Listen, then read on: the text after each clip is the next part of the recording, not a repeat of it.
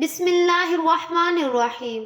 آج کی اس ویڈیو میں ہم آپ کو بتائیں گے کہ پیغمبر خدا حضرت ابراہیم علیہ السلام کے بارے میں، ان کی ولادت کے بارے میں، بت پرستی کے علاوہ ان کی تبلیغ اور نمرود کی طرف سے ان کو آگ میں پھینکے جانے کا واقعہ اس ویڈیو میں ہم آپ کو بتائیں گے، اس لیے اس ویڈیو کو آخر تک ضرور دیکھیے گا۔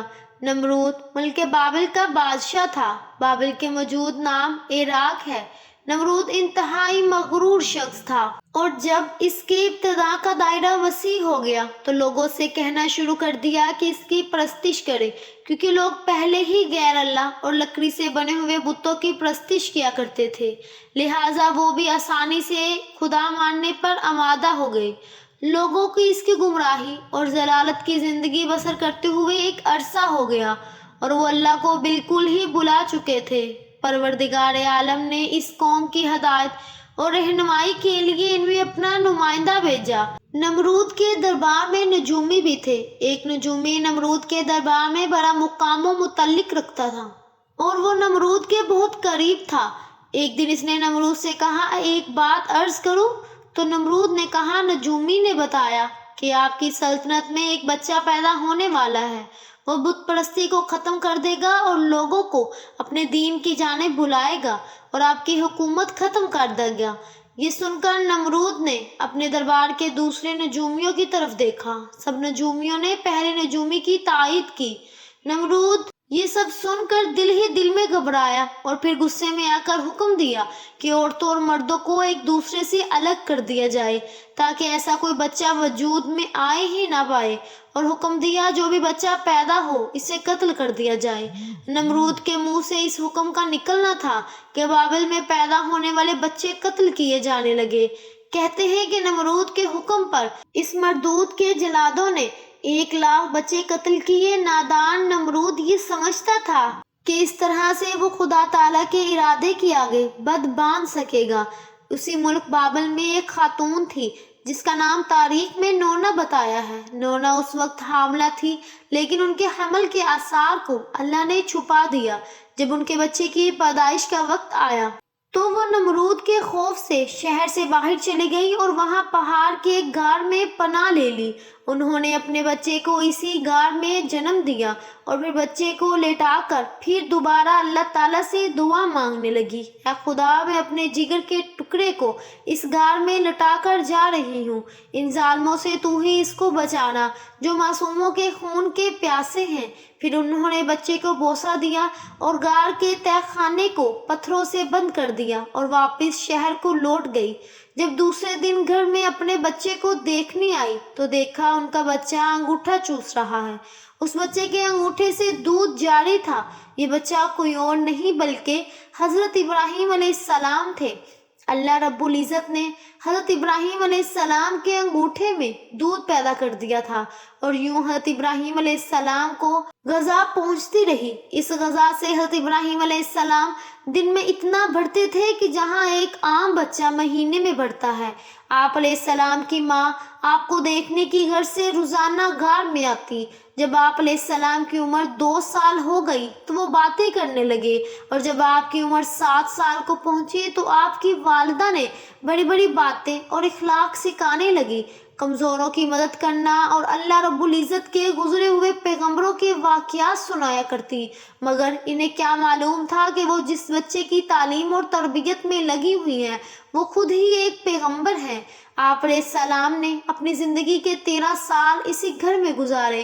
انہوں نے ایک دن اپنی ماں سے کہا، ماں، مجھے اپنے ساتھ شہر لے چلے۔ ماں نے جواب دیا، بیٹا، شہر میں تمہارے لیے بہت ظالم لوگ ہیں۔ اس لیے حضرت ابراہیم علیہ السلام رات کو اس غار سے نکل کر شہر سے داخل ہو گئے۔ حضرت ابراہیم علیہ السلام کا ایک چچا تھا جس کا نام آزر تھا۔ یہاں یہ ایک نکتے کی وضاحت کرتی چلوں تو رات میں آزر کو حضرت ابراہیم علیہ السلام کا چچا کہا گیا ہے، جبکہ ان کے والد کا نام طارق تھا۔ قرآن مجید میں ان کے والد کا نام آزر کہا گیا ہے۔ بہت سے علماء کا اجماع ہے کہ آزر حضرت ابراہیم علیہ السلام کا باپ نہ تھا، بلکہ ان کے والد طارق تھے، اور وہ مسلمان تھے۔ ارباب نسب کا بھی اس پر اتفاق ہے کہ حضرت ابراہیم علیہ السلام کے والد طارق تھے، لہٰذا قرآن مجید اور اکثر حدیثوں میں جو آزر کو باپ کہا گیا ہے وہ مجاز کے طور پر ہے، کیونکہ وہ آپ علیہ السلام کے چچا تھے، اور عرب میں یہ رواج ہے کہ چچا کو باپ کہتے ہیں، یا یہ بھی ہو سکتا ہے کہ وہ آپ کا چچا ہی ہو اور طارق کی وفات کے بعد ان کی والدہ سے عقد کیا ہو اور آپ کی تربیت کی ہو، اسی سبق سے اسی کو باپ کہا گیا ہے۔ آزر مٹی، پتھر، لکڑی کے بت بناتا، ان کو خود پوجتا اور لوگوں کے ہاتھوں فروخت کراتا تھا۔ اس طرح اس کا کاروبار بہت پھیلا ہوا تھا۔ آزر کے بیٹے بھی بت فروشی کرتے تھے۔ جب حضرت ابراہیم علیہ السلام گھر سے نکل کر اپنے چچا آزر کے پاس پہنچے تو آزر انہیں دیکھ کر حضرت ابراہیم علیہ السلام کو دیکھ کر کہنے لگا کہ آپ بھی میرے بیٹوں کے ساتھ بت بیچنے کے لیے جایا کرو۔ حضرت ابراہیم علیہ السلام نے بتوں کے گلے میں رسی ڈالی اور انہیں زمین پر گھسیٹتے ہوئے لے گئے، جس سے وہ مٹی، کیچڑ اور کوڑا کرکٹ سے آلودہ ہو گئے۔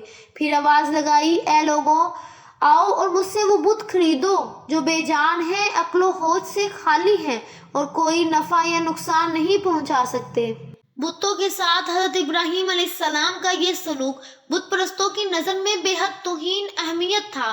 پھر بات یہاں تک آ پہنچی، اعظم نے حضرت ابراہیم علیہ السلام کو اس بارے میں نصیحت کی۔ ایک دن حضرت ابراہیم علیہ السلام نے اپنے چچا سے پوچھا، چچا جان، آپ لکڑی اور مٹی کے بت بناتے ہیں جو نہ بول سکتے ہیں، نہ سن سکتے ہیں، نہ آپ کو کوئی نفع یا نقصان پہنچا سکتے ہیں۔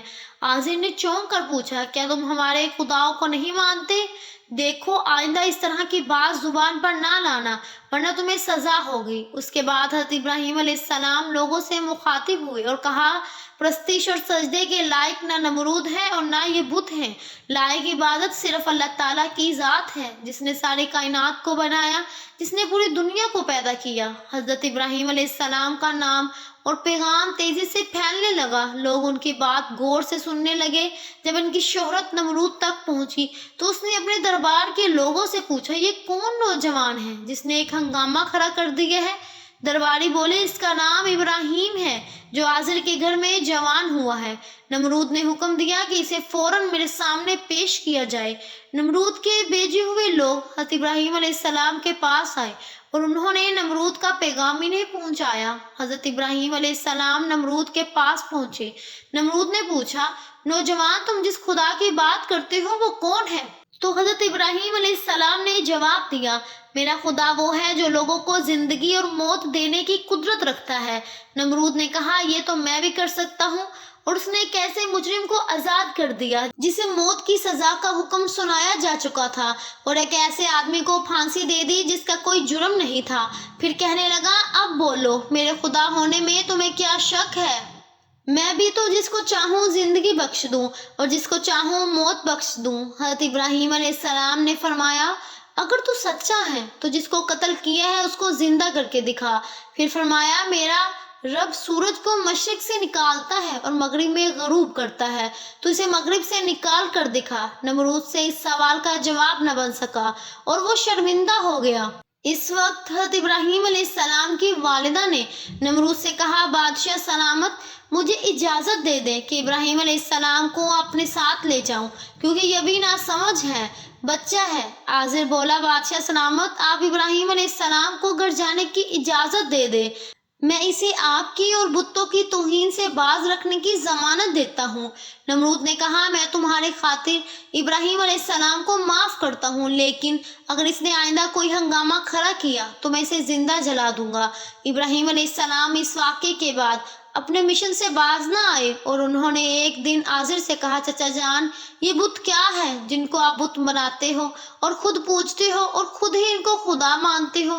آزر یہ بات سنتے ہی بگڑ گیا اور اس نے کہا، ابراہیم، فوراً میرے گھر سے نکل جاؤ، میں تمہیں مزید برداشت نہیں کر سکتا۔ ابراہیم علیہ السلام یہ کہتے ہوئے گھر سے نکل گئے۔ چچا جان، آپ نہیں مانتے تو میں جاتا ہوں، مگر میں اپنے مشن سے باز نہیں آؤں گا، کیونکہ میں خدا سے ڈرتا ہوں اور ان بتوں سے یا نمرود سے نہیں ڈرتا۔ حضرت ابراہیم علیہ السلام نے اپنے چچا کے گھر سے الگ اپنا کوئی انتظام کر لیا اور وہاں سے چلے گئے، مگر اپنے قول کے مطابق اللہ کی بندگی کی دعوت دیتے رہے اور بتوں کی खुदाई का इनकार करते रहे। मुल्क के बाबिल के लोग हर साल एक ईद मनाया करते थे और इस दिन कुछ खसूसी काम अंजाम दिया करते थे। चुनाचे वो लोग सारा सारा दिन शहर से बाहर गुजारते थे। एक दफ़ा जब ईद का दिन आया और वो लोग शहर से बाहर चले गए तो हज़रत इब्राहीम अलैहिस्सलाम अकेले इस शहर में रह गए। जब हज़रत इब्राहीम अलैहिस्सलाम ने देखा कि शहर खाली है और बुत खाने का कोई मुहाफिज भी नहीं है, हज़रत इब्राहीम अलैहिस्सलाम ने एक कुल्हाड़ा लिया और बुत खाने में जा पहुंचे। इस आलीशान बुत खाने को देखने लगे जिसको बड़ी नफासत के साथ सजाया गया था। इसमें मुख्तलिफ बुतों को उनके मुताबिक तरतीब में रखा गया था। तब आपने इन बुतों का मजाक उड़ाने के लिए खाना उनके आगे रखा जो आप साथ लेकर आए थे। आपने उनसे कहा, क्या तुम खाना खाओगे? जब बुतों की तरफ से कोई जवाब न मिला तो कहा, तुम बोलते क्यों नहीं हो? लेकिन अब भी कोई जवाब न मिला। इस पर हज़रत इब्राहीम अलैहिस्सलाम ने कुल्हाड़ा उठाया और एक किनारे से बुतों को तोड़ना शुरू किया। सारे बुत चिकनाचूर हो गए। आखिर में सबसे बड़े बुत के कांधे पर कुल्हाड़ा रखा और बुत खाने से चले गए। जब शहर के लोग वापस लौटे तो अपने बुत खाने में गए। वहाँ जो उनके बुतों का हशर था ये देखकर वो बहुत हैरान और परेशान हो गए। लोग सोच में मुब्तला थे कि ये सब कुछ किसने किया है। सब लोगों की जुबान पर एक ही अल्फाज था कि किसी ने हमारे खुदाओं के साथ ऐसा सलूक किया है। बाज लोगों ने कहा, हमने एक नौजवान को बुतों की बुराई बयान करते हुए सुना है कि जिसका नाम इब्राहीम है। वो बुतों की इबादत को बेअक्ली का काम समझता है और इसने हमें लानत मलामत भी की थी, इसलिए मुमकिन है कि ये काम इसने ही किया हो। इस तरह हज़रत इब्राहीम अलैहिस्सलाम पर शक जाहिर करने के बाद इन पर एक मुकदमा चला। उन्होंने हज़रत इब्राहीम अलैहिस्सलाम से पूछा, क्या हमारे खुदाओं के साथ ये सलूक तुमने किया है? तो हज़रत इब्राहीम अलैहिस्सलाम ने बड़े इत्मीनान से जवाब दिया, ये बात इस बड़े बुत से पूछो कि जिसके कांधे पे कुल्हाड़ा है। इस शख्स ने कहा, वो तो बोल नहीं सकता। हज़रत इब्राहीम अलैहिस्सलाम ने जवाब दिया, जी हाँ, बोलना तो दूर की बात, अगर इसकी आंख पर कोई मक्खी भी बैठ जाए तो इसे भी उड़ा नहीं सकता। भला दूसरे को कोई नफा या नुकसान क्या पहुंचाएगा? मगर ताज्जुब की बात यह है कि तुम लोग फिर भी इसको मानने के लिए तैयार हो, इसकी सजदा करते हो और इसकी पूजा करते हो। बस नहीं करते तो इस खुदा की इबादत जिसने सारी कायनात को पैदा किया और जो हर चीज पर कुदरत रखता है। लोगों ने हज़रत इब्राहीम अलैहिस्सलाम की बातें बड़े गौर से सुनी और सोचने लग गए कि वाकई ही नौजवान सच कहता है। सचमुच लकड़ी, मिट्टी और पत्थर की मूर्तियों में क्या ताकत है, लेकिन एक आदमी के दिल पर आप अलैहिस्सलाम की बातों का उल्टा ही असर हुआ। वो बोला कि हमारे खुदाओं का सत्यानाश करके तुम्हें क्या मिला है? और अगर तुम्हें छोड़ दिया जाए, आज तुमने हमारे बुतों को तोड़ा है, कल हमारा बुत खाना ही तोड़ डालोगे। इसलिए तुम जैसे इंसान को जिंदा नहीं छोड़ा जा सकता। तुम लोग इस वक्त वहां मौजूद थे तो वो लोग ये सब कुछ सुन रहे थे। ये शख्स नमरूद का भेजा हुआ था, जज था। लोग खड़े इस बात का इंतजार कर रहे थे कि देखे नौजवान के लिए क्या सजा तजवीज की जाती है। इस सजा को सुनने के लिए इन्हें ज्यादा इंतजार न करना पड़ा। जज बोला, इब्राहीम, तुम्हारे इस जुर्म की सजा ये है कि तुम्हें जिंदा जला दिया जाए और तुम्हारी खाक हवा में उड़ा दी जाए। इब्राहीम अलैहिस्सलाम ने कहा, मैं तुम्हारे इस फैसले से नहीं डरता। जिंदगी और मौत का मालिक मेरा अल्लाह है। मैं जो कुछ कह रहा हूँ वो हक है और मेरा अल्लाह सुन रहा है। जज ने हज़रत इब्राहीम अलैहिस्सलाम को जो फैसला सुनाया, नमरूद ने इस पर अमल दरामद करने के लिए फौरन तैयारी शुरू कर दी। इसने शहर और इर्द गिर्द के इलाके में ऐलान कर दिया, हमारे बुतों को तोड़ने और इसकी तौहीन करने वाले नौजवान को जिंदा जलाने के लिए सब लोग ईंधन इकट्ठा करें। इधर बुत खाने के पुजारियों ने भी ऐलान किया, जो लोग अपने किसी मुराद के पूरा होने के लिए ईंधन जमा करेंगे, इनकी मुराद पूरी होगी। इस ऐलान को सुनकर लोगों ने ज्यादा से ज्यादा ईंधन जमा कर दिया। इधर शहर के तमाम लोगों ने लकड़ियों को इकट्ठा करना शुरू कर दिया। इधर इब्राहीम अलैहिस्सलाम कैद में थे। लोगों ने ईंधन के लिए लकड़ियों को इकट्ठा करके एक जगह इसका स्टॉल लगा दिया। इसके बाद इन लकड़ियों को आग लगाई गई। जब शोले बरक उठे तो इब्राहीम अलैहिस्सलाम को कैद खाने से निकाल कर लाया गया। जब इन्हें इस मैदान में लाया गया जहां आग जलाई गई थी तो आप अलैहिस्सलाम इस आग को देख कर हंस पड़े। حضرت ابراہیم علیہ السلام نے اس اونچے مینار کو بھی دیکھا جو میدان سے کچھ دوری پر تعمیر کیا گیا تھا، جس میں ایک خوبصورت کمرہ تھا جہاں نمرود کے ساتھ اس کے وزیر اور بشیر بیٹھے تھے۔ کہتے ہیں کہ یہ آگ اس قدر شدید تھی کہ اس کے اوپر سے پرندہ گزر نہیں سکتا تھا۔ چنانچہ جب حضرت ابراہیم علیہ السلام کو لایا گیا تو ان لوگوں کو یہ معاملہ پیش آیا کہ اب ابراہیم علیہ السلام کو آگ میں کیسے پھینکا جائے۔ اس دوران شیطان نے ان کے دماغ میں ایک تصور ڈالا۔ حضرت امام جعفر صادق رضی اللہ تعالیٰ عنہ سے منقول ہے کہ وہ دنیا میں سب سے پہلے حضرت ابراہیم علیہ السلام کے لیے گفا میں سات نامی ایک نہر کے کنارے بنائی گئی، اور وہ کنارے میں بنائی گئی اس منجنی کو شیطان نے بنایا تھا۔ چنانچہ حضرت ابراہیم علیہ السلام کو منجنی کے ذریعے آگ میں پھینک دیا۔ اس وقت آسمان و زمین سے فریاد بلند ہوئی اور کائنات کی ہر ایک شے نے ابراہیم علیہ السلام کی امداد کی خواہش کی۔ زمین نے کہا، پروردگار، مجھ پر سوائے ابراہیم علیہ السلام کی تیری عبادت کرنے والا کوئی نہیں، تو کیا تو راضی ہے کہ لوگ اسے جلا دیں؟ فرشتوں نے کہا، تیرے خلیل ابراہیم کو لوگ جلاتے ہیں۔ پھر اللہ تعالیٰ نے فرمایا، اگر مجھ سے وہ مدد طلب کرے گا تو میں یقیناً قبول کروں گا۔ جبرائیل علیہ السلام نے کہا، خداوند، تیرے خلیل ابراہیم علیہ السلام کے سوا زمین پر تیری عبادت کرنے والا کوئی نہیں ہے، تو نے ان کے دشمنوں کو ان پر مسلط کر دیا ہے تاکہ ان کو آگ میں جلا دے۔ حق تعالیٰ نے فرمایا، خاموش ہو جا، ایسی بات تیرے جیسا بندہ ہی کہہ سکتا ہے جو ڈرتا ہے کہ کوئی امر اس کے قبضہ اختیار سے باہر ہو جائے گا۔ وہ میرا بندہ ہے، جس وقت چاہوں گا اس وقت بچا لوں گا، اگر وہ مجھ سے دعا کرے گا تو میں قبول کروں گا۔ پھر حضرت ابراہیم علیہ السلام نے اپنے پروردگار سے دعا کی، یا اللہ، یا واحد، یا احد۔ اس وقت جبرائیل علیہ السلام نے حضرت ابراہیم علیہ السلام سے کہا، جب حضرت ابراہیم علیہ السلام ہوا میں تھے تو آپ نے ہوا میں ملاقات کی جبکہ وہ منجگی سے جدا ہو چکے تھے، اور پوچھا کہ اے ابراہیم علیہ السلام، کوئی حاجت مجھ سے ہے؟ آپ علیہ السلام نے فرمایا، تم سے کوئی حاجت نہیں ہے، لیکن علموں کے پروردگار سے میری حاجت ضرور ہے۔ وقت جبرائیل علیہ السلام نے ایک انگوٹھی دی، اس پر کچھ نقش تھا، لا الہ الا اللہ محمد رسول اللہ۔ پھر وہ انگوٹھی آپ کو دے دی گئی۔ پہنتے ہی آگ سرد ہو گئی اور وہاں جبرائیل علیہ السلام آئے اور آپ کے ساتھ بیٹھ کر گفتگو میں مشغول ہو گئے۔ ان کے چاروں طرف گل و لالا پیدا ہو گئے۔ کہتے ہیں کہ جب آگ جل رہی تھی تب چھپکلی آگ کو پھونکتی تھی اور مینڈک پانی لا کر اس پر پھینکتا تھا تاکہ اس کو بجھا دے، اور جب خدا نے وحی کی کہ سرد ہو جا، 3 روز تک دنیا کی تمام آگ میں گرمی باقی نہ رہی تھی۔ اور یوں اللہ تعالیٰ نے اپنے پیغمبر حضرت ابراہیم علیہ السلام کو اتنی بڑی آگ سے محفوظ رکھا۔ یہ سارا معاملہ دیکھنے کے بعد نمرود ابراہیم علیہ السلام کے پاس پہنچا اور بولا، نوجوان، ہمیں تعجب ہے کہ تمہارا حکم آگ پر بھی چلتا ہے۔ حضرت ابراہیم علیہ السلام نے جواب دیا کہ یہ تمام میرے خدا کی قدرت ہے۔ نمرود حضرت ابراہیم علیہ السلام کو اپنی آنکھوں سے تو دیکھ چکا تھا، مگر وہ اپنی باتوں کو تسلیم کرنے کے لیے پھر بھی تیار نہ ہوا۔ نمرود کو لگا کہ کہیں لوگ حضرت ابراہیم علیہ السلام پر ایمان نہ لے آئیں۔ اس نے فوراً لوگوں کو لالچ دے کر اور کچھ اور ڈرا دھمکا کر بہکایا۔ اس واقعے کے بعد اس نے حکم دیا کہ انہیں شہر بدل کر دیا جائے تاکہ کوئی شخص ان کا پیروکار نہ بنے اور ان کا دین اختیار نہ کر سکے۔ حضرت ابراہیم علیہ السلام خود بھی نمرودیوں کے ساتھ ان کے شہر میں رہنے سے خوش نہ تھے، اس لیے وہ شہر چھوڑنے پر آمادہ ہو گئے۔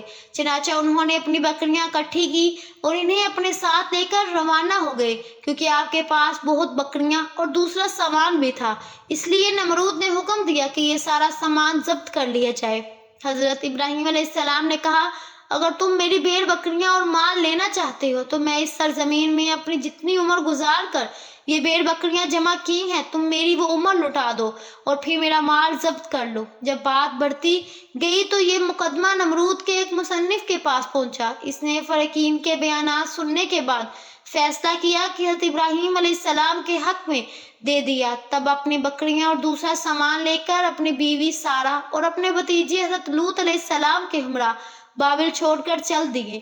اکثر ملکوں اور بعض مفسروں نے ذکر کیا ہے کہ آگ سے نجات کے بعد حضرت ابراہیم علیہ السلام نے نمرود کو دین حق کی دعوت دی، لیکن اس نے کہا کہ میں تمہارے خدا سے جنگ کروں گا، اور ایک دن مقرر کیا کہ اس روز نمرود بے شمار لشکر کے ساتھ میدان میں آیا۔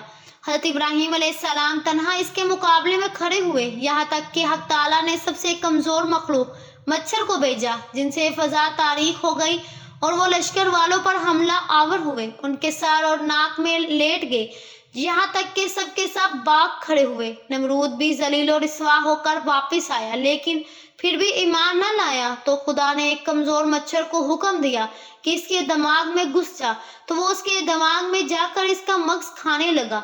नमरूद इस कदर बेचैन हो गया कि चंद आदमियों को मखसूस किया कि चप्पल की बारीक नोक इसके सर पर मारी जाए।